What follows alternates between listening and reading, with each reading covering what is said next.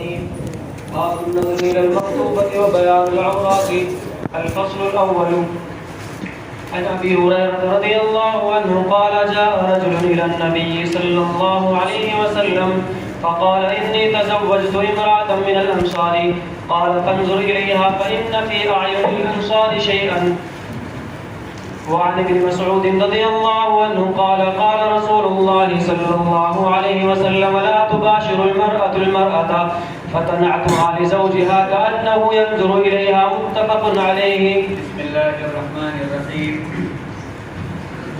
باب النظر إلى المخطوبة وبيان العورات. یہ باب ہے جس عورت کو نکاح کا پیغام دیا جائے اس کو دیکھنے اور سطر کے بیان میں. وبیان العورات، عورات جمع عورتن کی، سطر. مستحبات نکاح میں سے ایک مستحب یہ ہے کہ آدمی نکاح کرنے سے پہلے اپنی مخطوبہ کو دیکھ لے. یہ مستحبات نکاح میں سے ایک مستحب ہے. اس لیے مصنف علیہ الرحمہ یہاں سے اس کو بیان فرما رہے ہیں. پہلے ترغیب نکاح کی روایات کو بیان فرمایا، اب یہاں سے نظر الی المخطوبہ کے مسئلے کو بیان فرما رہے ہیں. نظر الی المخطوبہ، حضرات جمہور علماء اس کے جواز کے قائل ہیں کہ جس عورت کو نکاح کا پیغام دیا جا رہا ہو اس کو نکاح کا پیغام دینے سے پہلے ایک مرتبہ دیکھ لیا جائے. جمہور علماء جواز کے قائل ہیں. اسماعیل ابن علیہ، یونس ابن عبید، بعض اہل ظاہر اور بعض علماء عدم جواز کے قائل ہیں کہ عورت کو دیکھنا جائز نہیں ہے، اور وہ ان روایات سے استدلال کرتے ہیں کہ جن میں اجنبیہ کو دیکھنے کی ممانعت وارد ہوئی ہے. لیکن جمہور علماء کی طرف سے اس کا جواب یہ دیا گیا کہ ان روایات میں مطلق نامحرم کو دیکھنے کی ممانعت وارد ہوئی ہے، اور جو اجازت دی جا رہی ہے وہ اس عورت کو دیکھنے کی اجازت دی جا رہی ہے جس سے آگے چل کر یہ رشتہ قائم کرنے کا ارادہ رکھتا ہے.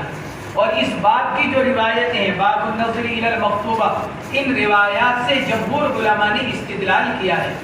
پھر حضرت امام مالک رحمۃ اللہ علیہ فرماتے ہیں کہ عورت کی اجازت کے بغیر اس کو دیکھنا جائز نہیں ہے. اگر مرد اس کو دیکھنا چاہتا ہے تو پہلے عورت سے اجازت بھی لے لی جائے، وقت کا تعین بھی کر لیا جائے تاکہ اسی وقت میں جا کر اس کو دیکھا جائے.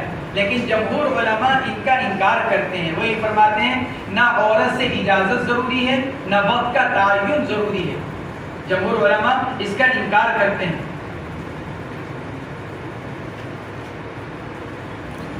پھر کتنا دیکھا جا سکتا ہے؟ جمہور علماء یہ فرماتے ہیں کہ عورت کا چہرہ اور اس کے ہاتھ، بس اتنا جسم دیکھنے کی گنجائش ہے. چہرہ اس لیے کیونکہ عورت کی خوبصورتی اور بدصورتی کا تعلق چہرے سے ہی ہے، اور چہرے سے ہی بقیہ جسم کا اندازہ کر لیا جاتا ہے. اس لیے چہرہ دیکھنے کی اجازت اور ہاتھوں کو دیکھنے کی اجازت اس لیے ہے کیونکہ ہاتھوں کے ہی نرم اور سخت ہونے سے بقیہ جسم کا اندازہ لگایا جا سکتا ہے. اس لیے ان دو اعضاء کے دیکھنے کی اجازت دی گئی حضرات جمہور علماء کی طرف سے. موجودہ زمانے کے اعتبار سے بہتر یہی ہے کہ لڑکا خود سے دیکھنے کے بجائے کسی قابل اعتبار عورت کے ذریعے سے اس عورت کے حالات کو معلوم کرا لے. اپنے رشتہ دار، قریبی کوئی رشتہ دار عورت جو با اعتبار ہو اس کے ذریعے سے اپنی مخطوبہ کو دکھلا لے.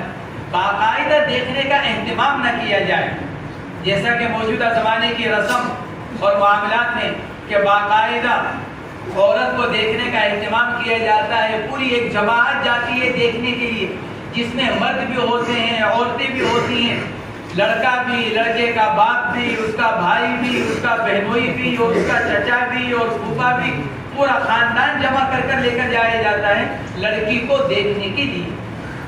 یہ صورت بہتر نہیں ہے. اس میں ایسا ہے جیسے آدمی جانور کو دیکھنے کے لیے جاتا ہے خریدنے سے پہلے، ایسا محسوس ہوتا ہے. اس میں عورت کی ایک طرح سے توہین ہے کیونکہ اتنی بڑی جماعت جا کر دیکھے گی، کوئی کسی انداز سے دیکھے گا، کوئی کسی رخ سے دیکھے گا، کوئی کچھ کرے گا، کوئی کچھ کرے گا. اس سے بھی بڑھ کر مزید عورت کی توہین کے لیے کیا کیا جانے لگا کہ ذرا چل کر دکھلا دیں، ذرا اٹھ کر دکھلا دیں. یہ عورت کی ایک طرح سے توہین ہے.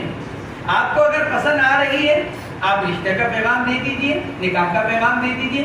نہیں پسند آ رہی ہے تو اچھے انداز میں انکار کر دیجئے. لیکن ایسی چیزوں کو اختیار کرنا کہ جس سے عورت کی توہین کا پہلو نکلے، یہ کسی طرح درست نہیں ہے.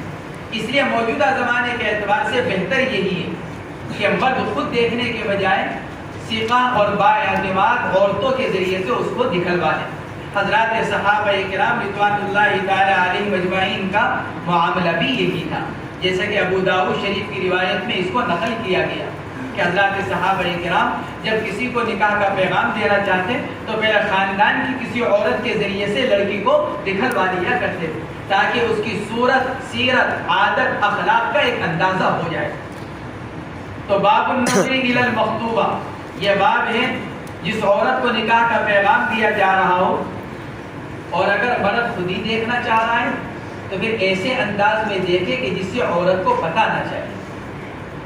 کہیں کسی شادی بیاہ کے اندر، کسی پروگرام کے اندر چوری چپکے اس کو دیکھ لیا، اس میں کوئی حرج کی بات نہیں، اس کی اتنی گنجائش ہے. لیکن باقاعدہ وقت دے کر مقام دے کر جا کر دیکھنا یہ مناسب بات نہیں ہے. مخطوبہ کو دیکھنا گویا کے سطر کو دیکھنا ہے، کیونکہ اجنبی عورت کا چہرہ یہ بھی سطر ہے. سطر کس معنی کر؟ اجنبی عورت کے صرف اس عضو کو دیکھنا جائز ہے جو سطر نہ ہو، محل شہوت نہ ہو. جو سطر نہ ہو، محل شہوت نہ ہو. چہرے کو دیکھنے کو منع اس لیے کیا جاتا ہے عام حالات میں کیونکہ چہرہ ہی سب سے بڑا محل شہوت ہے. اس لیے چہرے کو دیکھنے کو منع کیا جاتا ہے. نیز چہرے کے دیکھنے کے ممانعت قرآن پاک سے بھی ثابت ہوتی ہے. یدنین علیہن من جلابیبہن ذالک ادنی ان یعرفن. حکم دیا جا رہا ہے عورتیں اپنے اوپر سے چادر اس طرح اوپر سے ڈالیں کہ ان کا آگے کا پورا حصہ چھپ جائے. یدنین علیہن من جلابیبہن، اوپر سے چادر کو ڈالا جائے. جب سر کے اوپر سے چادر کو ڈالا جائے گا سب سے پہلے کیا چھپے گا؟ چہرہ چھپے گا. ذالک ادنی ان یعرفن، یہ قریب ہے اس کے کہ ان کو پہچانا نہ جائے. اس لیے قرآن سے ثابت ہے عورت کا چہرہ چھپانا. لوگ معلوم کرتے ہیں کہ جی چہرے کا پردہ کہاں ہے، کہ قرآن سے اگر غور کیا جائے تو معلوم ہوگا کہ قرآن بھی یہی چاہتا ہے کہ عورت اپنا چہرہ چھپائے. تو باب النظر الی المخطوبہ، چونکہ مخطوبہ کو دیکھنا گویا کہ سطر کو دیکھنا ہے، اس لیے مصنف نے آگے ارشاد فرمایا وبیان العورات، کہ جو سطر ہے وہ کیا ہے، اس لیے اس کو بھی بیان کیا. عورات جمع عورتن کی، عورہ ماخوذ عار سے، عورتن ماخوذ عار سے. چونکہ مرد کے سطر کو دیکھنے سے یا عورت کا سطر، انسان کا اگر سطر دیکھا جائے تو چونکہ اس سے کیا ہوتی ہے، اس کو شرمندگی محسوس ہوتی ہے، عار محسوس ہوتی ہے. اس لیے سطر کا نام ہی عورہ رکھا گیا. عورت کو عورت اسی لیے کہا جاتا ہے، عورت کو عورت اسی لیے کہا جاتا ہے کیونکہ وہ اس بات کو پسند نہیں کرتی کہ اس پر کسی غیر کی نظر پڑے. تو بیان العورات، سطر کا بیان.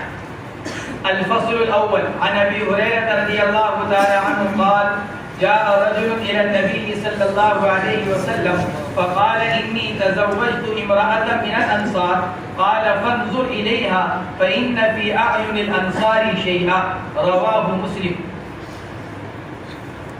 سطر کیا ہے؟ مرد کا سطر الگ ہے، آزاد عورت کا سطر الگ ہے اور باندی کا سطر الگ ہے. مرد کا سطر ناف سے گھٹنے تک، ناف سطر میں داخل نہیں، حنفیہ کے نزدیک گھٹنا سطر میں داخل ہے. حنفیہ کے نزدیک ناف سطر میں داخل نہیں، گھٹنا سطر میں داخل ہے. حضرت امام شافعی رحمۃ اللہ علیہ کا مذہب اس کے برعکس ہے.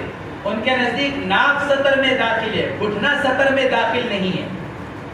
حنفیہ گھٹنے کو سطر میں داخل مانتے ہیں، اس لیے کہ حدیث پاک میں فرمایا گیا الرکبۃ عورۃ، گھٹنا سطر ہے، اس لیے حنفیہ اس کو سطر میں داخل مانتے ہیں۔ آزاد عورت کا سطر اس کا پورا جسم، آزاد عورت کا سطر پورا جسم سوائے چہرے کے، ہاتھوں کے اور پاؤں کے۔ مطلب یہ نہیں کہ ہر آدمی کے لیے ان کا دیکھنا جائز ہے، مطلب یہ کہ اگر یہ اعضاء نماز کے اندر کھل جائے تو عورت کی نماز فاسد نہیں ہوگی۔ اس معنی کے اعتبار سے عورت کے جسم میں سے چہرہ، دونوں ہاتھ اور دونوں پاؤں کو جو مستثنی کیا جاتا ہے وہ اس معنی کے اعتبار سے نہیں کہ عورت ان اعضاء کو کھول کر گھومتی پھرے، یا ہر اجنبی مرد کے لیے ان اعضاء کو دیکھنا جائز ہے، بلکہ اس معنی کے اعتبار سے سطر کی نفی کی جاتی ہے کہ اگر عورت کے یہ اعضاء نماز کے اندر کھلے رہے تو نماز فاسد نہیں ہوگی۔ جیسے بقیہ جسم، اگر نماز پڑھتے ہوئے عورت کے کسی عضو کا چوتھائی کھل جائے 3 مرتبہ سبحان اللہ کہنے کے بقدر، تو عورت کی نماز فاسد ہو جاتی ہے۔ جیسے مرد کا سطر ناف سے لے کر گھٹنا ہے، اب اگر اس درمیان کا کوئی عضو اگر 3 مرتبہ سبحان اللہ کے بقدر کھلا رہ گیا، مرد کی نماز فاسد ہو جائے گی۔ تو ایسی عورت کے بال ہیں، عورت کا سر ہے، عورت کے بازو ہیں، سینہ ہے، پیٹھ ہے، ران ہے، گھٹنا ہے، پنڈلی ہے، کہ اگر ان اعضاء میں سے کوئی عضو 3 مرتبہ سبحان اللہ کہنے کے بقدر اگر اس کا چوتھائی کھل جائے تو پھر نماز فاسد ہو جاتی ہے۔ تو چہرہ، دونوں ہاتھ اور دونوں پاؤں کا جو استثناء کیا جاتا ہے وہ اس معنی کر کے اگر عورت کے یہ اعضاء نماز میں کھلے رہیں تو نماز عورت کی فاسد نہیں ہوتی، اس معنی کے اعتبار سے ان کا استثناء کیا گیا۔ تیسری باندی، باندی کا سطر ایک تو وہی جو مرد کا ہے، ناف سے لے کر گھٹنا، اس کے علاوہ پیٹ اور پیٹھ، یعنی یہ درمیان کا یہ پورا حصہ پیٹ اور پیٹھ، گویا کہ سینے سے لے کر اور گھٹنے کے نیچے تک یہ باندی کا سطر ہے کہ نماز میں اتنے حصے کا ڈھکا رہنا لازمی اور ضروری ہے۔ تو یہ 3 طرح کے ہیں، آزاد مرد، آزاد عورت اور باندی، اور تینوں کے درمیان میں فرق ہے۔ آزاد عورت جس کے بارے میں یہ فرمایا گیا کہ اس کا پورا جسم سطر ہے اجنبی مرد کے اعتبار سے، آزاد عورت کا پورا جسم سطر ہے یعنی چھپایا جانا ضروری ہے۔ یہ کس اعتبار سے؟ یہ اجنبی مرد کے اعتبار سے۔ آزاد عورت کا اپنے محرم کے اعتبار سے سطر کتنا ہے؟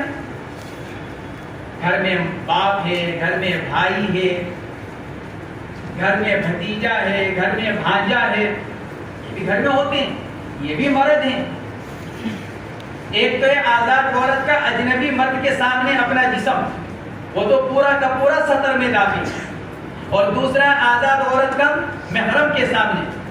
تو محرم کے سامنے آزاد عورت کا جو سطر ہے وہ وہی ہے جو باندی کا ہے، سینے سے لے کر گھٹنے کے نیچے تک۔ لہذا اگر عورت گھر میں کام کرتے ہوئے اپنے باپ کے سامنے پنڈلیاں کھول لے، ہاتھوں کی آستین کو یوں چڑھا لے، گھر دھو رہی ہے، برتن دھو رہی ہے، گھر کی صفائی کر رہی ہے، کھانا بنا رہی ہے، تو اب عورت کا سطر تو پورا ہے، یہ گٹوں کو آگے کے حصے کو چھوڑ کر یہاں تک سطر میں داخل ہے، لیکن اپنے محرم کے سامنے اگر یوں ہاتھ کھول لیتی ہے تو اس میں کوئی حرج کی بات نہیں ہے، کیونکہ عورت کا اپنے محرم کے سامنے سطر کتنا؟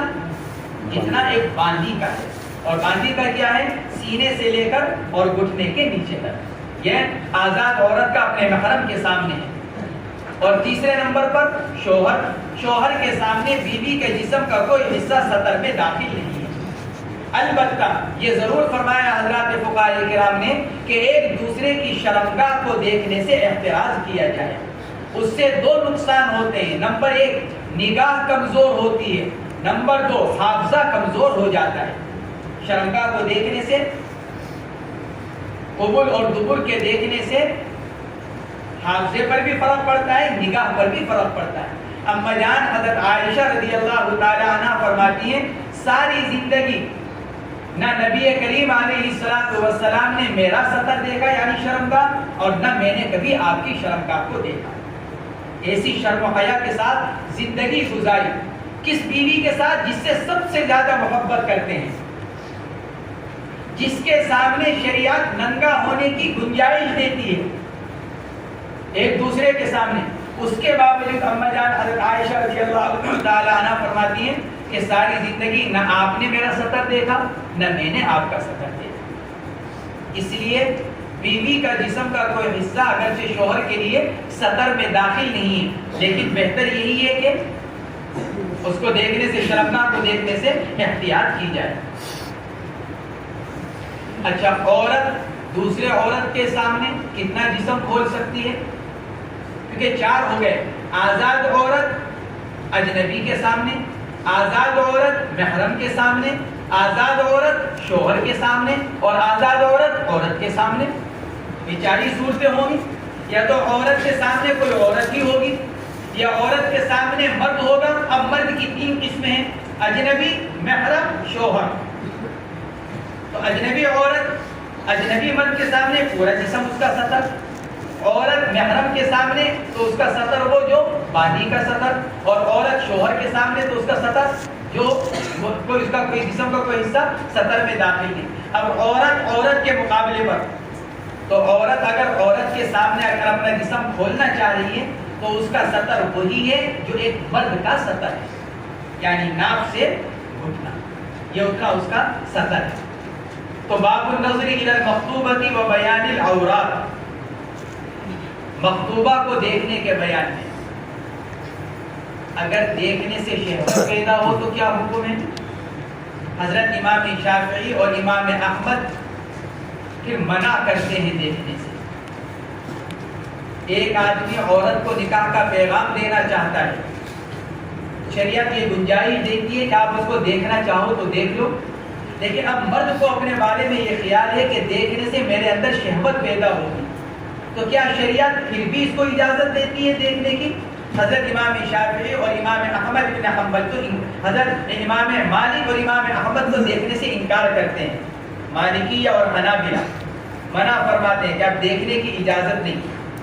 علامہ شامی رحمۃ اللہ علیہ نے حضرات حنفیہ کا مذہب یہ نقل کیا ہے کہ دیکھنے کی اجازت ہے، باوجود اس کے کہ آدمی کو شہوت پیدا ہونے کا خطرہ ہو، اس کے باوجود آدمی کے لیے اپنی مخطوبہ کو دیکھنے کی گنجائش اور اجازت ہے۔ حضرات حنفیہ کا مذہب یہی ہے، اور اسی کو اکثر علماء کا مذہب قرار دیا گیا۔ اہل سنت والجماعت میں سے اکثر علماء کا مذہب اسی کو قرار دیا گیا۔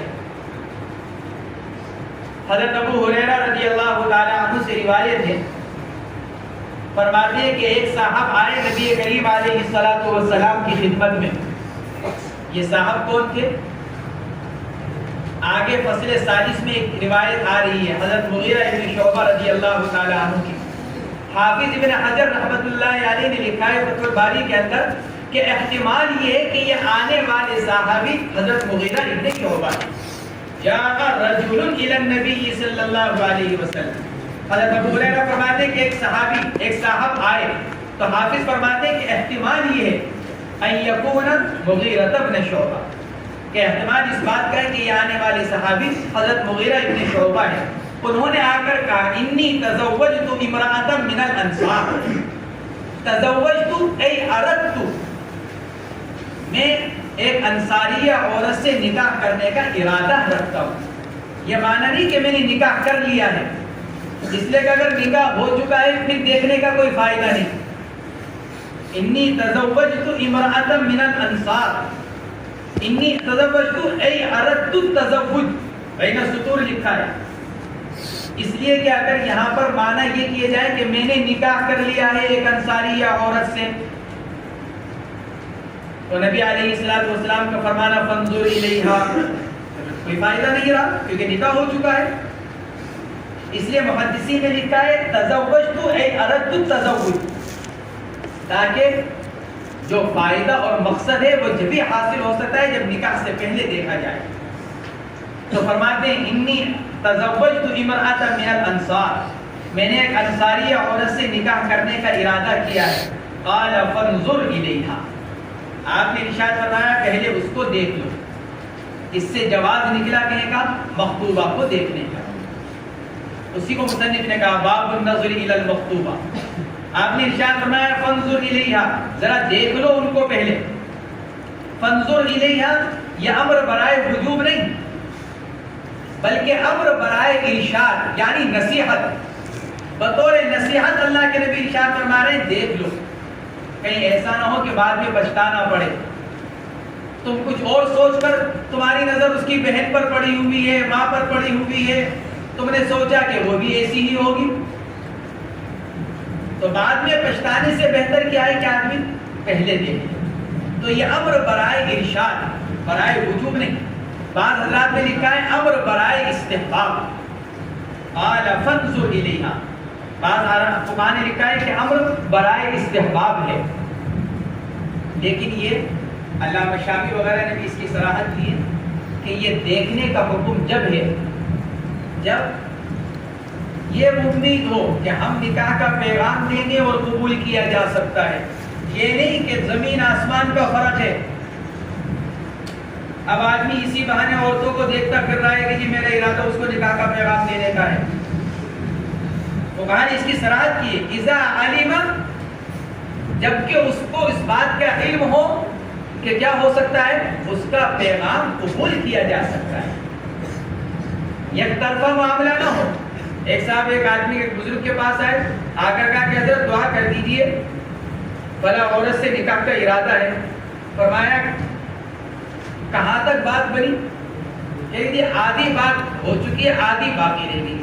کہ بھئی آدھی بات کیا ہو چکی ہے کہ جی بس میں تو راضی ہوں، ابھی وہ راضی نہیں ہے. آدھا تو ہو چکا کہ میں راضی ہوں، آدھا باقی ہے کہ کیا کہ وہ راضی ہو.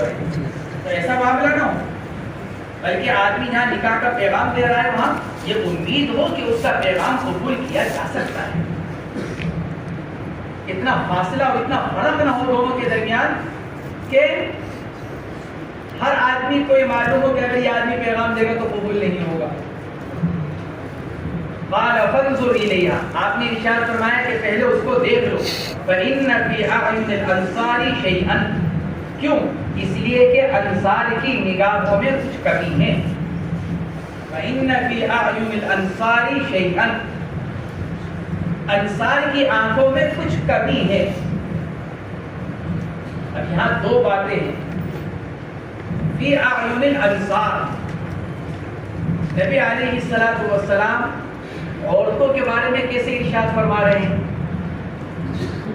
اس کا جواب یہ دیا گیا کہ آپ نے عورتوں کو مردوں پر قیاس کیا. چونکہ انصار کی آنکھوں میں کچھ فرق تھا، کچھ کمی تھی مردوں کے، تو ان مردوں پر عورتوں کو آپ نے قیاس کیا. بھائی جب مرد ایسے ہیں تو عورتیں بھی ایسی ہی ہوں. یہ مطلب نہیں کہ اللہ کے نبی علیہ السلام انصاریہ عورتوں کو دیکھے ہوئے تھے سب کو.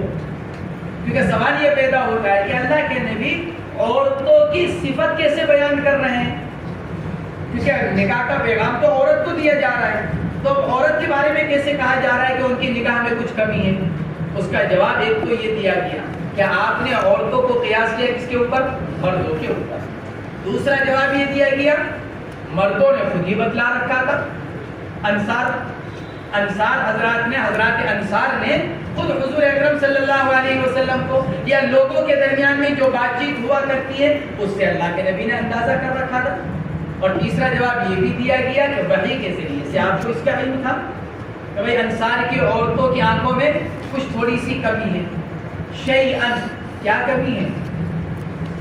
آپ نے یہ نہیں بتایا کیا کمی، پر اتنا فرمایا فإن فی اعین الانصار شیئن. کیا کمی ہے؟ مختلف اقوال. بعض حضرات نے لکھا کہ ان کی آنکھوں میں چوندھا پن تھا. ذرا یوں کر کے دیکھا کرتے تھے آنکھوں کو ذرا بند کر کر، جیسے چندیائی آنکھوں سے دیکھا جاتا ہے. تیز روشنی پڑتی ہے تو آدمی کی آنکھ خود بخود چندیا جاتی ہے، بند ہو جاتی ہے، تو وہ ذرا سی آنکھوں کو بند کر کر پھر دیکھا کرتے. بعض حضرات نے لکھا ہے کہ فإن فی اعین الانصار شیء، آنکھوں میں پیلا پن تھا. جیسے آنکھیں سفید ہیں، آنکھوں کی پتلی سفید ہوتی ہے چاروں طرف کی، ان کی آنکھوں میں ذرا پیلا پن تھا. تیسرا قول یہ کہ آنکھوں میں ذرا نیلا پن تھا. اور چوتھا قول یہ کہ آنکھیں ان کی چھوٹی چھوٹی تھی. حافظ ابن حجر رحمۃ اللہ علیہ نے اسی کو اختیار کیا کہ انصاریہ عورتوں کی آنکھیں چھوٹی تھی. حافظ ابن حجر رحمۃ اللہ علیہ نے اسی کو اختیار کیا, اور اس کی وجہ یہ ہے کہ صحیح ابن عوانہ جو حدیث پاک کی ایک مستند کتاب ہے, اس کی ایک روایت کے اندر اس کی صراحت آئی ہے کہ انصاری عورتوں کی آنکھیں کیا ہیں, چھوٹی چھوٹی. تو انصار کے اندر تو یہ بات کوئی بری نہیں سمجھی جاتی تھی جو بتلائی جا رہی ہے. فَإِنَّ فِي أَعْيُنِ الْأَنصَارِ شَيْئًا, اب چاہے آنکھوں کا چھوٹا پن لے لیا جائے, چاہے پیلا پن لے لیا جائے, چاہے نیلا پن لے لیا جائے, چاہے چونا پن لے لیا جائے, انصار قبیلے کے اندر یہ چیز کوئی بری نہیں سمجھی جاتی. جیسے تم چائنا کے لوگوں کو دیکھو, چائنیز لوگوں کو دیکھو, ہماری ایک کی آنکھ ان کی دو کے برابر, اتنی چھوٹی چھوٹی آنکھ, لیکن یہ ان کے ہاں رانی سے یہ کوئی عیب کی بات نہیں ہے ان کے ہاں, کیونکہ ان کے ہاں یہی سب کچھ ہے. تو ان کی چھوٹی آنکھ ان کے حق میں عیب نہیں تصور کی جاتی. اب ہمارے ہاں رنگ کا کالا ہونا ایک عیب سمجھا جاتا ہے, لیکن حبشی لوگوں میں جو جتنا کالا ہوگا وہ اتنا حسین سمجھا جائے گا. یہ ان کے ہاں کا ہے, جو جتنا کالا, جتنا جس کا رنگ جتنا تبے کی طرح ہوگا وہ اتنا خوبصورت شمار ہوگا. ہر علاقے کا, ہر قبیلے کا اپنا ہوتا ہے. تو انصار میں آنکھوں کا چھوٹا ہونا, پیلا یا نیلا ہونا یہ کوئی عیب کی بات نہیں سمجھی جاتی تھی, اس لیے وہ بے تکلف ایک دوسرے کے یہاں شادی کیا کرتے تھے. مہاجرین اس بات کو ذرا ناگوار سے سمجھتے تھے, اور یہ صحابی جنہوں نے پیغام دیا یہ مہاجر تھے, اس لیے اللہ کے نبی نے ارشاد فرمایا انصار کے ہاں تو یہ کوئی عیب کی بات نہیں ہے, لیکن یہ دیکھ لو کہ تمہارا اور ان کا جوڑ چل جائے گا کہ نہیں چل جائے گا, کبھی شادی کے بعد تم کو اس کی آنکھوں کا یہ فرق اچھا محسوس نہ ہو. اس لیے فرمایا فَإِنَّ فِي أَعْيُنِ الْأَنصَارِ شَيْئًا. اس روایت سے ایک مسئلہ اور معلوم ہوا. حضور پاک علیہ الصلوۃ والسلام نے جو یہ ارشاد فرمایا فَإِنَّ فِي أَعْيُنِ الْأَنصَارِ شَيْئًا, دفع مضرت کے لیے کسی کا کوئی عیب بیان کرنا اس کی غیبت نہیں ہے. نقصان کو دور کرنے کے لیے اگر کسی کا کوئی عیب بیان کیا جائے تو وہ کیا نہیں ہے, غیبت نہیں ہے. ورنہ غیبت کے معنی کیا, کسی کا اس طور پر تذکرہ کرنا اس کی غیر موجودگی میں کہ اگر اس کو پتہ چلے تو اس کو ناگوار ہو سے, یہ غیبت کہلاتا ہے. غائب آدمی کا ایسا تذکرہ کہ اگر وہ اپنے اس تذکرے کو سنے تو اس کو برا لگے, وہ غیبت کہلاتا ہے. اب یہاں آپ انصار کی غیر موجودگی میں یہ ارشاد فرما رہے ہیں فَإِنَّ فِي أَعْيُنِ الْأَنصَارِ شَيْئًا, تو یہ تو غیبت ہو سکتا ہے. محدثین نے لکھا ہے کہ نہیں, اس سے مسئلہ پتہ چلا نبی علیہ السلام کے ارشاد سے, چونکہ آگے مغیرہ ابن شعبہ رضی اللہ تعالی عنہ کی پوری ازدواجی زندگی کا مسئلہ ہے, کوئی ایک آدھ دن کا مسئلہ نہیں, پوری ازدواجی زندگی کا مسئلہ ہے. تو اللہ کے نبی نے ان سے ضرر کو دور کرنے کے لیے انصار کے ایک عیب کو بیان فرمایا. گویا کہ دفع مضرت کو بیان کرنے کے لیے کسی کا عیب کو ذکر کرنا یہ غیبت نہیں کہلائے. فَإِنَّ فِي أَعْيُنِ الْأَنصَارِ شَيْئًا, اس لیے کہ انصار کی آنکھوں میں تھوڑی سی کمی ہے. رواہ مسلم, امام مسلم رحمۃ اللہ علیہ نے اس روایت کو نقل کی.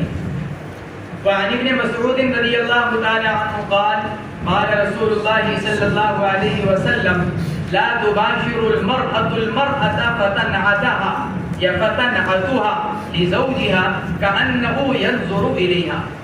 حضرت عبداللہ ابن مسعود رضی اللہ تعالی عنہ فرماتے ہیں حضور اکرم صلی اللہ علیہ وسلم نے ارشاد فرمایا لا تباشر المرأة المرأة, ایک عورت نہ مباشرت کرے دوسری عورت سے. مباشرت کے معنی یعنی ایک دوسرے کی کھال کو چھونا, ایک دوسرے کے ساتھ بالکل اس طرح ہو جانا گویا کہ پورا جسم اس کے سامنے ہے. لا تباشر المرأة المرأة, مباشرت کے معنی مداجعت, ملامست, چھونا, ایسا ساتھ لیٹنا کہ جس سے اس کے تمام اعضاء کی ہیئت اس عورت کے سامنے, دوسری عورت کے سامنے آ جائے. پھر یہ عورت کیا کرے؟ فَتَنْعَتُهَا لِزَوْجِهَا، پھر اس دوسری عورت کے اوصاف اپنے شوہر کے سامنے بیان کرے، كَأَنَّهُ يَنْظُرُ إِلَيْهَا، اور اس طرح وضاحت صراحت کے ساتھ اس دوسری عورت کے جسم کی حیت کو بیان کرے بیوی اپنے شوہر کے سامنے، گویا کہ شوہر اپنی آنکھوں سے اس عورت کو دیکھ رہا ہے۔ یہ اللہ کے نبی علیہ السلام نے اس سے منع فرمایا۔ کیوں؟ اس لیے کہ ممکن ہے کہ آپ اپنے شوہر کے سامنے جو دوسری عورت کے جسم کے احوال کو بیان کر رہی ہیں، ممکن ہے کہ شوہر کا دل اس کے جسم کے ساتھ متعلق ہو جائے۔ اس نے تو آج تک دیکھا ہی نہیں اس عورت کو، لیکن آپ نے اس کے جسم کا ایک ایک عضو اس طرح کھول کر بیان کیا، گویا کہ شوہر کے سامنے اس عورت کا پورا جسم آ گیا۔ تو ممکن ہے کہ شوہر کا دل اس کے ساتھ لگ جائے، پھر کیا ہوگا؟ ایک طرح کا فتنہ پیدا ہو جائے گا، ایک طرح کا فتنہ پیدا ہو جائے گا، کیونکہ جب اجنبی مرد کے سامنے اجنبی عورت کے جسم کے احوال، اس کے اوصاف بیان کیے جائیں گے تو یقینی طور پر مرد کا دل اس دوسری عورت کے ساتھ متعلق ہوگا۔ اس لیے حضور اکرم صلی اللہ علیہ وسلم اس بات سے منع فرما رہے ہیں، کیونکہ یہ فتنے کا اور زنا میں مبتلا ہونے کا اس سے اندیشہ ہے۔ خود اس عورت کے اپنے گھر کے اجڑنے کا خطرہ ہے، کیونکہ اب مرد کے دل کے اندر خواہش پیدا ہوگی اس عورت کو دیکھنے کی۔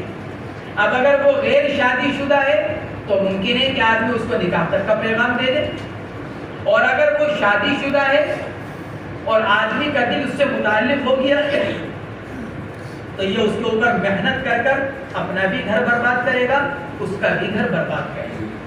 اس لیے حدیث پاک کے اندر اللہ کے نبی علیہ الصلوۃ والسلام ممانعت فرما رہے ہیں، لا تباشر المرأة المرأة، کہ نہ مباشرت کرے ایک عورت دوسری عورت کے ساتھ، اور پھر بیان کرے وضاحت کے ساتھ، نعت صفت بیان کرنا، نعت بمانا صفت، کہ پھر اس کے اوصاف اور صفات بیان کرے اپنے شوہر کے سامنے، گویا کہ شوہر اس کو دیکھ رہا ہے۔ متفق علیہ، مصنف تو فرماتے ہیں کہ امام بخاری اور امام مسلم نے اس روایت کو نقل کیا، لیکن ہمارے شیخ حضرت مولانا محمد یونس صاحب رحمۃ اللہ علیہ کی تقریر میں ہے کہ تفرد به البخاری، امام مسلم نے ان الفاظ کے ساتھ اس روایت کو نقل نہیں کیا۔ ممکن ہے مصنف علیہ الرحمہ نے مسلم شریف کا حوالہ مفہوم کے اعتبار سے دے دیا ہو کہ اسی طرح کا مفہوم مسلم شریف کی روایت میں آیا ہے، لیکن بعین ہی یہ الفاظ مسلم شریف کی روایت میں نہیں ہے۔ چلو، وعن ابي سعيد رضي الله عنه قال قال رسول الله صلى الله عليه وسلم لا ينظر الرجل الى عورة الرجل ولا المرأة الى العورة المرأة ولا يبصر الرجل الى الرجل في ثوب واحد ولا تبصر المرأة الى المرأة في ثوب واحد، رواه مسلم۔ حضرت ابو سعید خدری رضی اللہ تعالیٰ عنہ کی روایت، اس میں بھی معاشرے کی اصلاح ہے۔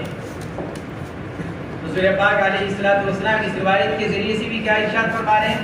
ایسی چیز کہ جس سے معاشرے کی اصلاح۔ حضرت ابو سعید خدری رضی اللہ تعالیٰ عنہ، ان صحابہ کا تذکرہ پہلے آ چکا ہے، حضرت ابو ہریرہ کا بھی، عبداللہ ابن مسعود کا بھی، حضرت ابو سعید خدری کا بھی ماقبل میں ذکر کیا جا چکا ہے۔ رسول اللہ صلی اللہ علیہ وسلم نے ارشاد فرمایا، لا ينظر الرجل الى عورة الرجل ولا المرأة الى عورة المرأة، ایک مرد دوسرے مرد کی شرمگاہ کو نہ دیکھے، خبر بمانا نہیں ہے، لا ينظر ای لا يجوز، خبر بمانا نہیں، دیکھنا جائز نہیں ہے۔ ایک مرد دوسرے عورت کی کیا دیکھے؟ سطر کو دیکھے، اور ایک عورت دوسرے عورت کی سطر کو دیکھے، یہ جائز نہیں ہے۔ اور جب سطر دیکھنے سے احتراز کیا جائے گا تو فتنے سے حفاظت رہے گی۔ اس لیے محدثین نے لکھا ہے کہ اس روایت کے اندر معاشرے کی اصلاح، کہ جس مرد کے جسم کا جو حصہ سطر کہلاتا ہے اس کو دیکھنے سے احتیاط کی جائے، عورت کے جسم کا جو حصہ سطر کہلاتا ہے، اب وہ اجنبی مرد کے حق میں ہو، عورت کے حق میں ہو، محرم کے حق میں ہو، اس کو دیکھنے سے احتیاط کی جائے۔ وَلَا يُبْصِرُ الرَّجُلُ إِلَى الرَّجُلِ فِي ثَوْبٍ وَاحِدٍ، اور ایک مرد دوسرے مرد کے ساتھ ایک کپڑے میں نہ لیٹے. لا یفضی الا یصل. ایک چادر کے اندر دو مرد نہ لیٹیں اور ایک چادر کے اندر دو عورتیں نہ لیٹیں. جب مرد یا عورت شہوت کی عمر کو پہنچ جائیں، ایک تو چھوٹا بچہ ہے 2 سال کا 3 سال کا 4 سال کا جو محل شہوت نہیں ہے، بچی ہے 2-3 سال کی 4 سال کی جو محل شہوت نہیں ہے، مرد اس کو اپنے ساتھ لٹا رہا ہے، باپ لٹا رہا ہے، دادا لٹا رہا ہے، بھائی لٹا رہا ہے، لیکن یہ کہ محل شہوت کو پہنچ گئے، سن شہوت کو پہنچ گئے، تو پھر اب مرد کے لیے دوسرے مرد کے ساتھ اور ایک عورت کے لیے دوسری عورت کے ساتھ ایک کپڑے میں لیٹنا جائز نہیں ہے. جب مرد مرد کے ساتھ نہیں لیٹ سکتا تو اجنبی مرد اجنبی عورت کے ساتھ بدل کے اولا نہیں لیٹ سکتا. یہاں جب ہم جنس کے ساتھ ممانعت ہے، مرد کی مرد کے ساتھ، عورت کی عورت کے ساتھ، جنس ایک ہے، جب ہم جنس ہونے کے باوجود ممانعت ہے تو پھر جنس کی جب مخالفت ہو جائے تو پھر بدرجہ اولا ممانعت ہو، یعنی مرد عورت کے ساتھ یا عورت مرد کے ساتھ اجنبی ایک کپڑے کے اندر نہ لے. کہ کیوں؟ اس لیے کہ اس میں ایک تو تہمت اور دوسرے فتنے میں واقع ہونے کا انتہائی خطرہ. اسی کو فرما رہے ہیں وَلَا يُفْضِي الرَّجُلُ إِلَى الرَّجُلِ فِي ثَوْبٍ وَاحِدٍ. حضرات فقہائے کرام نے لکھا ہے وَمَنْ فَعَلَ فَيُعَذَّبْ. اور اگر مل جائے ایسا کوئی کہ ایک ہی چادر میں 2 طلبہ لیٹے ہوئے ہیں، وَمَنْ فَعَلَ فَيُعَذَّبْ. فقہاء نے لکھا ہے اگر کوئی ایسا کرے تو اس کو تعزیر کی جائے. تعزیر کا مطلب کیا؟ 39 کوڑے تک لکھا ہے فقہاء نے تعزیر کا مطلب، کیونکہ اقل حد 40 کوڑے غلام کے حق میں، اقل حد 40 کوڑے. تعزیر حد سے پہلے پہلے اس میں اصلاح معاشرے کو فرمایا جا رہا ہے.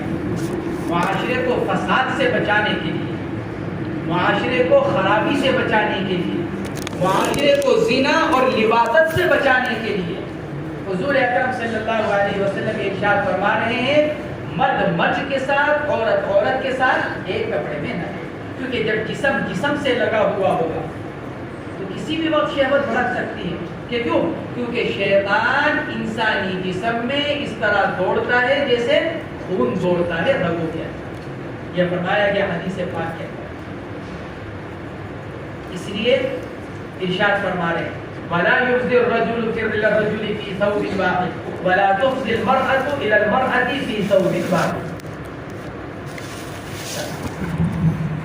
وعن جابر رضي الله عنه قال قال رسول الله صلى الله عليه وسلم ألا لا يبيتن رجل عند امرأة طيب إلا أن يكون ناكحا أو ذا محرم. رواه مسلم.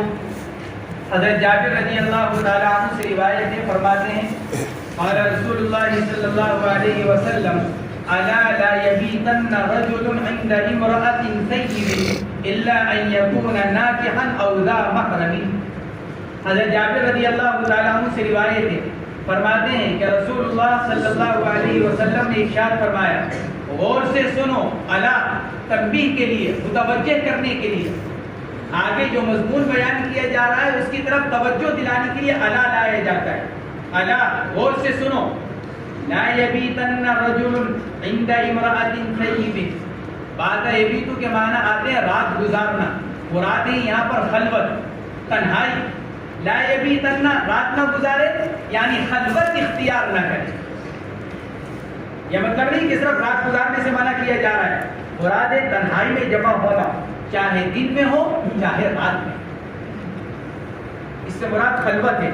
نہ خلوت میں رہے مرد سیبہ عورت کے ساتھ. عند امرأة سیب. سیبہ، سیبہ کس عورت کو کہا جاتا ہے جس کا نکاح ہو چکا ہو. باقرہ اس عورت کو کہا جاتا ہے جس کا بھی نکاح نہ ہوا. اللہ کے نبی علیہ الصلوۃ والسلام ارشاد فرما رہے ہیں عند امرأة سیب. تو کیا کماری لڑکی کے ساتھ خلوت کی گنجائش ہے کہ نہیں؟ یہ مطلب نہیں.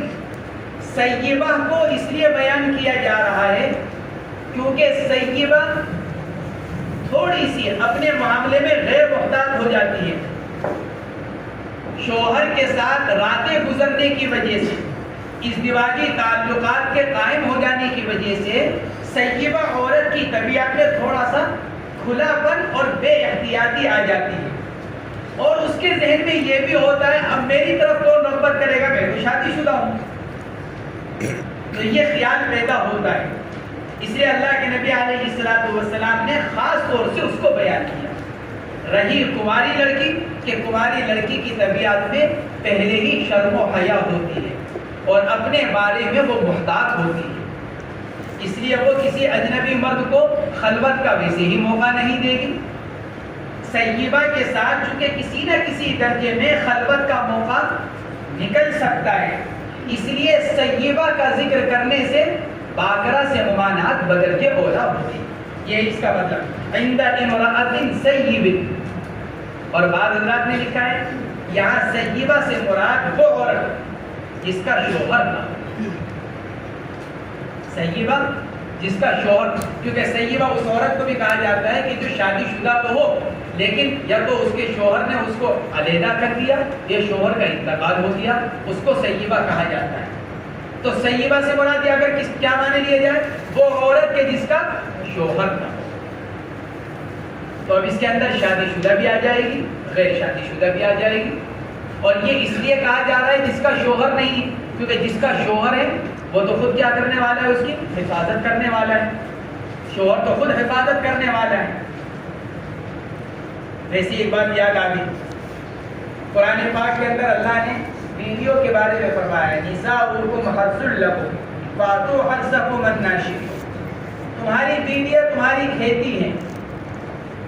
بعض متجددین، بعض غیر مسلمین آیت شریفہ کے اوپر اعتراض کرتے ہیں نساؤکم حرث لکم، عورت کو کھیتی قرار دیا جا رہا ہے، ہاں عورت کو کھیتی قرار دیا گیا، مجھے فخر ہے کہ قرآن نے میری بیوی کو میری کھیتی قرار دیا۔ کیوں فخر ہے؟ اس لیے کہ کھیتی کا حال کاشتکار سے پوچھو، کھیت کا حال کس سے پوچھو؟ کاشتکار سے پوچھو، گھما شما سے نہیں، تاجر سے اور ملازم سے نہیں، بلکہ متعلقہ فرد سے پوچھو۔ جب آدمی کی کھیتی تیار ہوتی ہے، آدمی اپنی جان لگا دیتا ہے اس کی حفاظت کے اوپر، اس کی ضرورتوں کے پورا کرنے کے اوپر، اور اس کو جانوروں سے محفوظ رکھنے کے اوپر۔ اللہ نے میری بیوی کو میری کھیتی قرار دیا، کیا مطلب؟ کہ یہ تمہاری ایسی کھیتی ہے کہ اس کی جانوروں سے حفاظت کرو۔ کون سے جانور؟ گائے، بیل، ہاتھی سے کہ نہیں، انسانوں کے اندر جو جانور ہیں، انسانوں میں جو جانور ہیں، اپنی کھیتی کی ان جانوروں سے حفاظت کرو۔ اور جس طرح ایک کاشتکار اپنی کھیتی کی ضرورتوں کو پورا کرتا ہے، کھاد کے اعتبار سے، پانی کے اعتبار سے، دھوپ کے اعتبار سے، دوسرے چیزوں کے اعتبار سے، ایسے ہی شوہر اپنی بیوی کی ساری ضرورتوں کو پورا کرے۔ یہ ہے آیت شریفہ کا مطلب۔ یہاں فرمایا جا رہا ہے عند امرأۃ سیب، وہ عورت ہے جس کا شوہر نہیں، اب چاہے وہ شادی شدہ ہو چاہے وہ غیر شادی شدہ ہو، فرماتے ہیں الا ان یکون ناکحا، ہاں مگر کیا ہو، یا تو ناکح یعنی شوہر، نکاح کرنے والا کون؟ شوہر، تو ناکح سے مراد شوہر، یعنی شوہر کو اجازت ہے اپنی بیوی کے ساتھ خلوت اختیار کرے، شوہر محرم ہے، او ذا محرم، یا کون سا رشتہ؟ جو محرمیت والا ہے۔ محرم وہ رشتہ کہلاتا ہے، وہ رشتہ، وہ مرد جس کے لیے اس عورت سے نکاح کرنا ہمیشہ ہمیشہ کے لیے حرام ہے۔ محرمی رشتہ وہ رشتہ کہلاتا ہے، وہ مرد کہلاتا ہے جس کے لیے عورت سے نکاح کرنا ہمیشہ ہمیشہ کے لیے حرام ہے۔ اب چاہے وہ حرمت نسب کی وجہ سے ہو، چاہے وہ حرمت رضاعت کی وجہ سے ہو، چاہے وہ حرمت مصاہرت کے رشتے کی وجہ سے ہو۔ نسب جیسے باپ، بیٹا، دادا، نانا، پوتا، نواسا، بھانجا، بھتیجا، چچا، ماموں، یہ سارے محرمی رشتے نسب سے، اور ایسے ہی رضاعت سے، ایک لڑکی نے اور ایک لڑکے نے دونوں نے مل کر ایک تیسری عورت کا دودھ پی رکھا ہے، دونوں آپس میں رضاعی بھائی بہن ہیں، محرمیت کا رشتہ ہے۔ حرمت مصاہرت سے بھی رشتے ہوتے ہیں، سسرالی رشتہ جن کو کہا جاتا ہے، جیسے بیوی کی ماں، جیسے بیوی کی بیٹی۔ یہ رشتہ کیا ہے؟ محبت ہے۔ جب بیوی سے صحبت ہو گئی تو ماں بھی حرام، بیٹی بھی حرام، تو یہ محرمیت کا رشتہ۔ تو محرم وہ رشتہ دار کہلاتا ہے، وہ مرد رشتہ دار جس کے لیے عورت سے نکاح کرنا ہمیشہ ہمیشہ کے لیے حرام۔ تو چونکہ ان کے دل میں اس عورت کی طرف سے عام طور سے شہوت نہیں ہوتی۔ احتیاط الگ چیز ہے کہ آدمی اپنی جوان بیٹی کے ساتھ بھی خلوت نہ کرے، آدمی اپنی جوان بہن کے ساتھ بھی خلوت نہ کرے۔ بھانجی اور بھتیجی تو بہت دور ہو گئی، یہ ایک احتیاط والی بات ہے، لیکن شریعت اجازت دیتی ہے۔ اسی لیے فرمایا اوزا محرمی، رواہ مسلم، امام مسلم رحمۃ اللہ علیہ نے اس روایت کو نقل کیا۔ چلو وعن عقبة بن عامر رضي الله عنه قال قال رسول الله صلى الله عليه وسلم إياكم والدخول على النساء فقال رجل يا رسول الله أرأيت الحمو قال الحمو الموت متفق عليه۔ حضرت عقبہ بن عامر رضی اللہ تعالی عنہ، ان کا ذکر بھی ما قبل میں ہو چکا ہے، فرماتے ہیں قال رسول اللہ صلی اللہ علیہ وسلم ایاکم والدخول علی النساء فقال رجل یا رسول اللہ ارأیت الحمو قال الحمو الموت۔ حضرت عقبہ بن عامر رضی اللہ تعالیٰ عنہ سے روایت ہے، فرماتے ہیں رسول اللہ صلی اللہ علیہ وسلم نے ارشاد فرمایا بچاؤ اپنے آپ کو اجنبیہ عورتوں پر داخل ہونے سے۔ ایاکم والدخول علی النساء، یہ وہی اصلاح معاشرے سے متعلق روایات چل رہی ہیں۔ جب آدمی اجنبی عورت کے پاس جانے سے احتیاط کرے گا، ان کو دیکھنے سے احتیاط کرے گا، تو معاشرہ زنا سے محفوظ رہے گا، بدکاری سے محفوظ رہے گا۔ زناکاری بدکاری کیوں عام ہو رہی ہے؟ بے پردگی کی وجہ سے، بے پردگی کی وجہ سے۔ آزاد عورتیں یہ نعرہ دیتی ہیں میرا جسم میری مرضی، میرا جسم میری مرضی۔ میرا جسم میری مرضی کا کیا مطلب؟ یہ مطلب نہیں کہ میرا جسم ہے لہٰذا جس کو چاہے دکھاتی پھروں، یہ مطلب نہیں، بلکہ جب عورت یوں کہے کہ میرا جسم میری مرضی، تو اس کا اصل مطلب یہ ہے کہ میں اپنی مرضی کے بغیر کسی کو نہ دیکھنے کی اجازت دیتی ہوں نہ کسی کو چھونے کی اجازت دیتی ہوں۔ یہ مطلب نہیں کہ میری مرضی ہے میں دنیا بھر کو دکھاتی پھروں، میرا جسم لہٰذا میری مرضی میں دنیا بھر کو دکھاتی پھروں، مجھے روکنے والا کون؟ یہ مطلب نہیں، جیسے کہ عام طور سے عورتیں اس کا مطلب بیان کرتی ہیں۔ کون سی عورتیں؟ آزاد خیال کہ میرا جسم اچھا لگتا ہے کہ میرا جسم میری مرضی لہٰذا میں جس کو چاہے دکھاؤں، یہ مطلب نہیں۔ صحیح مطلب یہ میرا جسم میری مرضی، یعنی میری مرضی کے بغیر نہ کوئی میرے جسم کو دیکھے، نہ میری مرضی کے بغیر میرے جسم کو کوئی چھوئے، کسی کو یہ اختیار نہیں دیتی میں جس کو اجازت دوں، اور وہ اجازت کس کو ہوگی؟ میرے شوہر کو ہوگی۔ یہ اس کا مطلب ہے۔ ایاکم والدخول علی النساء، اپنے آپ کو بچاؤ نامحرم عورتوں پر داخل ہونے سے، ان کے پاس مت جاؤ۔ وہی مطلب وہی کہ خلوت اختیار نہ کرو، اجنبی عورتوں کے ساتھ خلوت اختیار نہ کرو، بچاؤ اپنے آپ کو عورتوں پر داخل ہونے سے۔ وقال رجل یا رسول اللہ، ایک صحابی نے عرض کیا، یہ صحابی کون ہے؟ روایات میں ان کا نام نہیں آتا، البتہ محدثین نے لکھا ہے انصاری صحابی ہیں۔ صحابی کون سے تھے؟ انصاری، لیکن نام پتہ نہیں چل سکا۔ حافظ ابن حجر رحمۃ اللہ علیہ نے لکھا ہے لم اقف علی اسمہ، باوجود بہت تتبع اور تلاش کے ان صحابی کا نام پتہ نہیں چل سکا کہ یہ صحابی کون ہے۔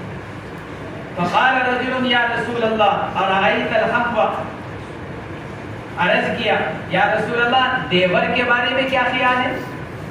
شوہر کا بھائی، حمو شوہر کی طرف سے مرد رشتہ دار، حم کا تعلق کس سے؟ شوہر کی طرف سے جو مرد رشتہ دار ہیں۔ اب چاہے وہ شوہر کا چھوٹا بھائی ہو، شوہر کا بڑا بھائی ہو، شوہر کا باپ ہو، شوہر کا بیٹا ہو، سب اس کے اندر آتے ہیں۔ عام طور سے ہم کا ترجمہ کیا جاتا ہے دیور، ہم کا ترجمہ دیور، لیکن محدثین نے لکھا ہے اس میں وہ سب داخل ہیں جو شوہر کی طرف سے مرد رشتہ داریاں ہیں۔ ارائیت الحموا، اے اللہ کے رسول کیا خیال ہے، کیا رائے ہے آپ کی دیور کے بارے میں؟ قال الحمو الموت، ارشاد فرمایا دیور تو موت ہے۔ مرد کی طرف سے جو رشتہ دار ہیں، مرد شوہر کی طرف سے جو مرد رشتہ دار ہیں وہ تو کیا ہے؟ موت۔ کیا مطلب؟ الحمو الموت، کہ وہ تو موت ہے۔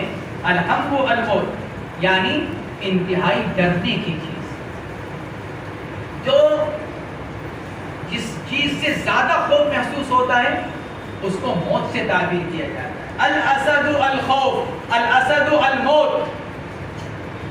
کیا کہتے ہیں؟ شیر تو کیا ہے؟ ارے بھائی شیر تو موت ہے، یعنی کیا مطلب؟ یعنی اس سے تو انتہائی ڈرا، وہ تو انتہائی ڈرنے کی چیز۔ الاسد الموت، اس طرح ہمارے الحمو الموت، ایک مطلب تو یہ بیان کیا گیا، گویا کہ انتہائی خوف کو تعبیر کیا گیا کس سے؟ موت سے، کہ اس سے تو بہت زیادہ ڈرنے کی ضرورت ہے، تو خوف کی انتہا کو موت سے تعبیر کیا جا رہا ہے۔ ایک جواب تو یہ دیا گیا، ایک مطلب یہ بیان کیا گیا۔ بعض حضرات نے دوسرا مطلب لکھا ہے الحمو الموت، یہ دیور تو موت تک پہنچنے کا ذریعہ بن سکتا ہے۔ کیا مطلب؟ کہ بے پردگی، خلوت، تنہائی زنا تک پہنچائے گی۔ یہ بے پردگی، یہ تنہائی ان رشتہ داروں سے، کیونکہ عام طور سے یہ ایسے رشتہ دار ہیں، شوہر کا بیٹا، شوہر کا بھائی، شوہر کا باپ، یہ ایسے رشتے ہیں جن کا ہر وقت گھر میں آنا جانا، اٹھنا بیٹھنا، تو عورت ان کے معاملے میں تھوڑی سی کیا ہو جاتی ہے؟ غیر محتاط ان رشتہ داروں کے بارے میں۔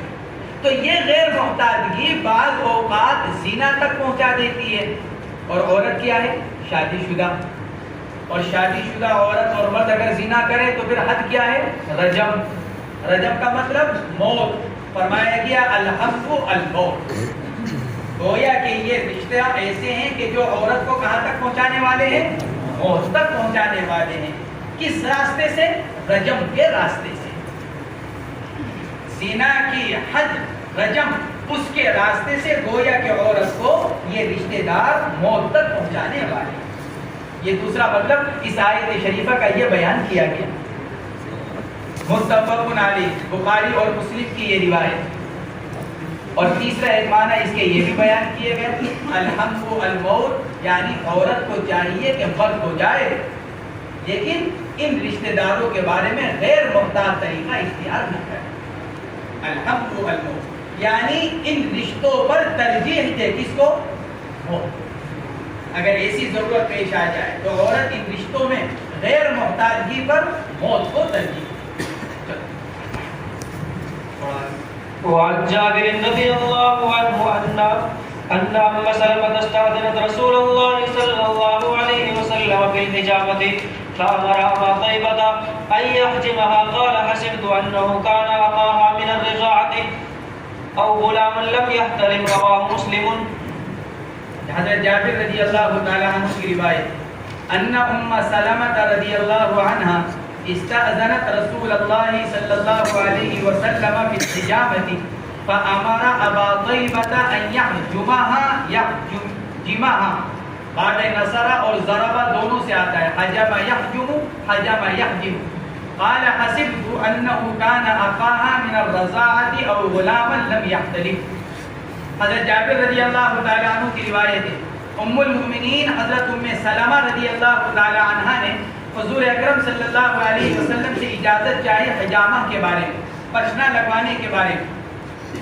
یہ جسم کا فاسد خون اور فاسد مادہ نکالنے کا ایک علاج کا ایک ذریعہ ہے، جس میں سے فاسد مادہ نکال دیا جاتا ہے، جس کے ذریعے سے فاسد خون نکال دیا جاتا ہے، آدمی کو اس کی وجہ سے نشاط پیدا ہو جاتا ہے، صحت حاصل ہوتی ہے۔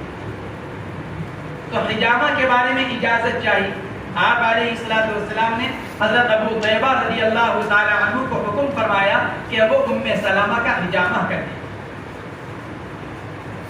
اس سے معلوم ہوا کہ بوقت ضرورت عورت اپنا جسم معالج کے سامنے کھول سکتی ہے، کیونکہ پشنا لگانے کے لیے جسم کھولنا پڑے گا۔ اب یہاں گردن میں ہو، ٹانگ میں ہو، پیٹھ میں ہو، کہیں پر بھی ہو، عورت کو تو پورا جسم سطر ہے۔ تو یہ حدیث پاک یہ بتلا رہی ہے کہ عورت کے لیے معالج کے سامنے، ڈاکٹر کے سامنے، طبیب کے سامنے اپنا جسم کھولنا، سطر کھولنا جائز ہے، اس میں کوئی حرج کی بات نہیں ہے، کیونکہ ایک ضرورت، علاج ایک ضرورت ہے۔ اللہ رب العزت نے دین اسلام قیامت تک کے لیے بنایا ہے، اس لیے اس کے اندر کسی طرح کی کوئی تنگی نہیں رکھی، اور اللہ رب العزت نے احکامات ایسے رکھے ہیں کہ دین پر چلنے والے کے لیے کوئی مشکل نہیں ہے۔ مشکل کس کو لگتا ہے؟ جو دین پر نہیں چلتا، مشکل اسی کو لگے گا جو دین پر چلنے والے ہیں۔ دین پر چلنے والوں سے کسی سے بھی پوچھ لیا جائے کیا دین پر چلنا مشکل ہے، ہر ایک کا جواب یہ ہوگا کہ دین پر چلنا سب سے آسان، چلنے والوں سے۔ اور جو چلنے والے نہیں، جیسے ہم اور تم، ہمارے سے اور تمہارے سے پوچھا جائے دنیا کی سب سے مشکل چیز کیا ہے، ایک جواب، کیا؟ دین پر چلنا۔ ہمارے لیے سب سے مشکل دین پر چلنا، کہ کیوں؟ کہ ہم چل نہیں رہے، اور چلنے والوں کے لیے سب سے آسان دین پر چلنا، کیونکہ وہ چل رہے ہیں۔ اللہ نے دین اسلام سب سے آسان مذہب بنایا ہے۔ یرید اللہ بکم الیسر ولا یرید بکم العسر، اللہ تو یہ فرمائے، اور نبی علیہ السلام کیا ارشاد فرمائے؟ الدین یسر، نبی تو یہ ارشاد فرما رہے ہیں الدین یسر، دین کیا ہے؟ آسان۔ اللہ اور اللہ کے رسول تو دین کو آسان فرمائے، دین بنانے والا جس پر نازل ہوا وہ دونوں تو یوں کہیں کہ یہ بہت آسان، اور ہم اور تم کیا کہیں کہ نہیں یہ دین سب سے مشکل ہے۔ یہ دین سے ناواقفیت کی وجہ سے اور دین پر نہ چلنے کی وجہ سے، ورنہ اللہ نے دین کو بہت آسان بنایا۔ چل کر تو دیکھیں، جب چلے ہی نہیں تو مشکل ہے۔ اب ایک آدمی یہاں بیٹھا رہے، دو آدمی ہیں، دلی جانا ہے، اب ایک آدمی یہ ہاتھ سے پہلے رکشا پکڑو، پھر اسٹیشن پہنچو، بس اڈے پہنچو، پھر اس کا ٹکٹ خریدو، لائن میں لگو، پھر ٹرین یا بس آئے تو اس میں مزاحمت کرتے ہوئے اوپر چڑھو، پھر سیٹ کے لیے لڑو، پھر بیٹھو، پھر اتنا لمبا 4 گھنٹے کا سفر کر پہنچو، بھائی بہت مشکل ہے، یہ مشکل ہے اس کے لیے، یہ ہے آسان۔ لیکن اسی کا دوسرا ساتھی نے کیا کیا؟ بیگ اٹھایا، رکشا پکڑا، ٹکٹ خریدا، ٹرین میں بیٹھا، 5 گھنٹے کے بعد فون کر رہا ہے میں بہت آسانی کے ساتھ دلی پہنچ گیا۔ لیکن شاید ہے تو چلنے والے کے لیے بہت آسان ہے، نہ چلنے والے کے لیے بہت مشکل۔ دین اسلام کوئی یہ نہیں کہتا کہ بھائی عورت مر جائے اور علاج نہ کرائے، عورت چھپانے کی چیز، المرأۃ عورت، عورت چھپانے کی چیز، لیکن جب ضرورت پیش آ جائے شریعت اجازت دیتی ہے۔ حضرت ام سلمہ ام المومنین ہے، کوئی عام عورت نہیں، نبی علیہ السلام کی اہلیہ محترمہ ہیں، آپ ان کو اجازت دے رہے ہیں، ساری عورتوں کے لیے اجازت ہے، آپ اجازت دے رہے ہیں۔ معلوم ہوا کہ معالج کے سامنے، البتہ معالج کو یہ چاہیے کہ بقدر ضرورت، اور بات یہ ہے جب عورت کسی مرض میں مبتلا ہوتی ہے، عام طور سے ڈاکٹر حضرات کے جملے یہ ہوتے ہیں، اجے ہماری نظر تو اس کے علاوہ کہیں اور پڑتی ہی نہیں ہے۔ جب ڈاکٹر کے پاس عورت جا کر دکھلاتی، کوئی بد مزاج ڈاکٹر ہو تو بات دوسری ہے، بد مزاج سے مراد کیا؟ یعنی بدقینت، بدکار ہو کوئی تو بات الگ ہے، ورنہ عام طور سے ڈاکٹر کے ساری توجہ کس پر رہتی ہے؟ مریض کے مرض کے اوپر، مریض کے مرض کے اوپر۔ 100 میں سے کوئی ایک آدھ واقعہ آتا ہے کہ ڈاکٹر نے دکھلانے والی عورت کے ساتھ چھیڑ خانی کر دی، اس کے ساتھ کوئی برا معاملہ کیا، 100 میں سے کوئی 1-2 واقعے پیش آ جاتے ہیں، لیکن 97-98% ڈاکٹر کی ساری کیا کہنے اوپر رہتا ہے؟ مریض کے مرض کے اوپر۔ اللہ کے نبی علیہ السلام اجازت دے رہے ہیں فَأَمَرَ أَبَا طَيْبَةَ أَن يَحْجِمَهَا۔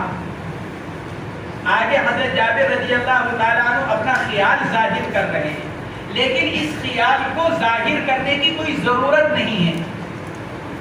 حضرت جابر رضی اللہ تعالیٰ عنہ فرماتے ہیں میرا خیال یہ ہے، حسبت، میرا خیال یہ ہے۔ اللہ کے نبی نے حضرت ابو طلحہ رضی اللہ تعالیٰ عنہ کو جو اجازت مرحمت فرمائی، ابو طیبہ رضی اللہ تعالیٰ عنہ کو اجازت جو مرحمت فرمائی حضرت ام سلمہ کے بارے میں، وہ شاید یہ تو اس لیے کہ ابو طیبہ ام سلمہ کے رضاعی بھائی تھے یا پھر نابالغ بچے تھے۔ یا حضرت جابر بن عبداللہ اپنا خیال ظاہر کر رہے ہیں، لیکن اس خیال کی ضرورت نہیں ہے، کیونکہ جب مسئلہ یہ ہو گیا کہ عورت کے لیے معالج کو اپنا جسم دکھلانا جائز، یا حضرت جابر رضی اللہ تعالیٰ عنہ ایک وجہ بیان کر رہے ہیں کہ ام سلمہ نے اپنا بدن ابو طیبہ کے سامنے کس طرح کھول دیا، یا اللہ کے نبی نے کس طرح اجازت مرحمت فرما دی، تو حضرت جابر اپنے خیال سے ظاہر کر رہے ہیں، یا تو شاید اس لیے کہ وہ ان کے رضاعی بھائی تو محرم ہو گئے، یا پھر ابو طیبہ ذرا کم عمر کے، 11 سال کے، 12 سال کے، 13 سال کے، لم یحتلم، بالغ نہیں ہوئے تھے۔ نابالغی کی وجہ سے اللہ کے نبی نے حضرت ام سلمہ کو اجازت مرحمت فرمائی، لیکن اس تعویل کی ضرورت نہیں۔ حضرت جابر جو تعویل کر رہے ہیں اس تعویل کی ضرورت نہیں، کیونکہ شریعت کا حکم ہے کہ عورت